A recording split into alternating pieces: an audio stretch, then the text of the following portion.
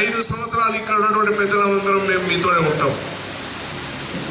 ఇవాళ ప్రభుత్వం ద్వారా వచ్చే రాజీవ్ ఆరోగ్యశ్రీలో ఎల్ఓసి కావాలంటే చాలా మందికి ఎల్ఓసి ఇస్తా ఉన్నాం.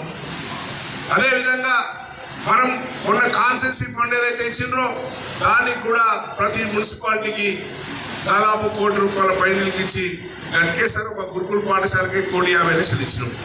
హైదరాబాద్కు 50 లక్షలు ఇచ్చినాం. అట్లా అభివృద్ధి చేసుకుంటూ పోతా ఉన్నాం. ఇక్కడ ఉన్నటువంటి అధ్యక్షులు నిత్యం కష్టపడుతూ ఉన్నారు. మరి ఈరోజు మనం పార్లమెంట్ ఎన్నికలు వచ్చినాయి. మరి మన ముఖ్యమంత్రి రేవంత్ రెడ్డి గారు పంపించినటువంటి సునీతా మహేందర్ రెడ్డి గారిని గెలిపించాల్సిన అవసరం ఉంది. ఆమెను గెలిపిస్తే మనందరికీ చేదోడుగా ఉంటుంది. మన కోసం ఆమె ప్రశ్నిస్తుంది. అక్కడ పార్లమెంట్లో మనం చూస్తున్నాం, పోచారం నుంచి